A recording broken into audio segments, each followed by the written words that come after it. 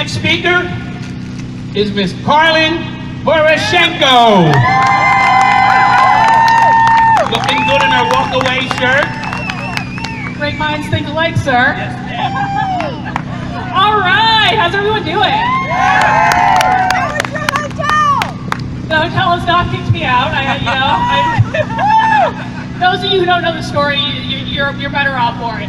All right, guys. So I have to tell you, like doing stuff like this, politics, rallies, this was not in my life plan.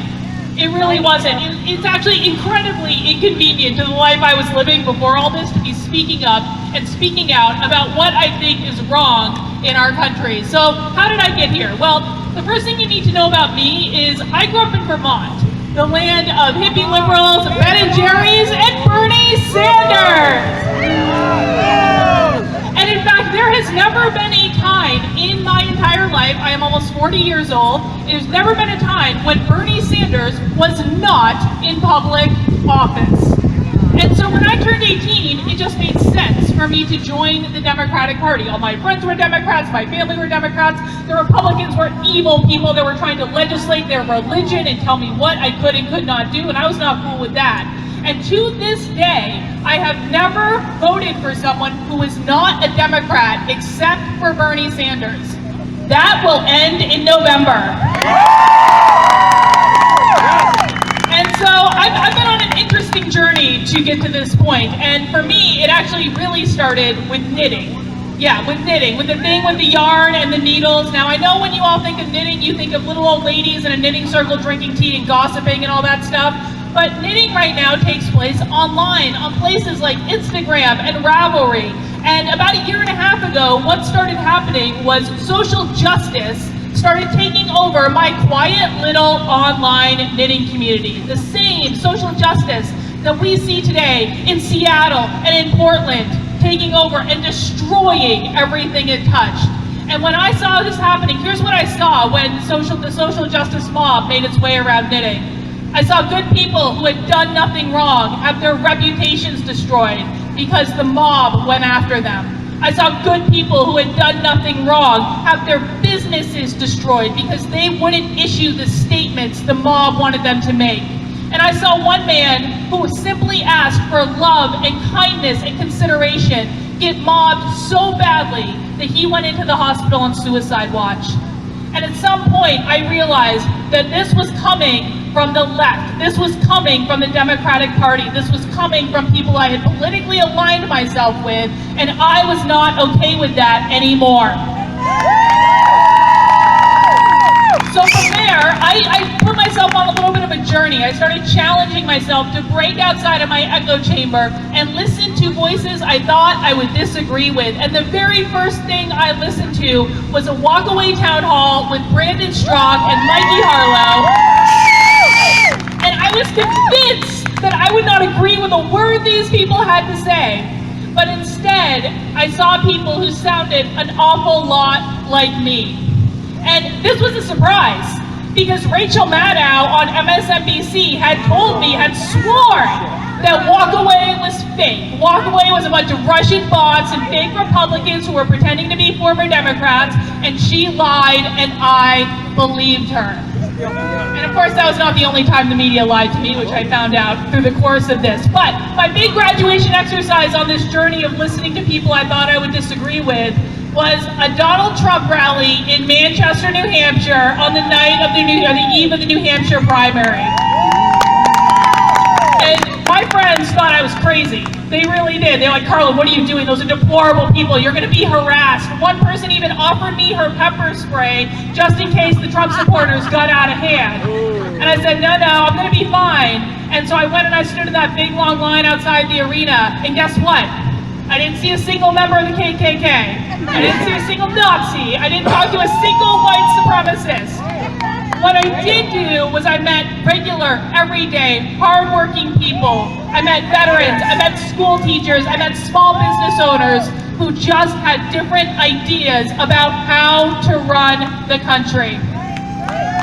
And this is when I got smacked in the face with how much the media and the Democrats had lied to me. And I don't know about you guys, I don't like being lied to. I don't. Now, the first time I ever saw Brandon Strzok speak in person, it was at CPAC this past year, and he got up in front of the audience and he said, "Hell has no fury like a gay man scorned." But here's the thing, Brandon, being a gay man, probably doesn't have as much experience with really pissed off women. And I'm really pissed off. Me too! I'm pissed off at the Democratic politicians who lied to me for my entire life about what they were trying to do. I'm pissed off every single time they play politics with things that should not be political at all. I'm pissed off at the media who continues to cover for them over and over and over again and will not even report on the fact that Joe Biden clearly has dementia and is not capable of running this country. I'm pissed at the mayors in Seattle, in Minneapolis, in Portland, and especially in Los Angeles, where we were a couple weeks ago. In Los Angeles, the mayor is threatening to turn off the water and the power of people who have gas over to their house. I have had enough. That's horrible. That's so evil.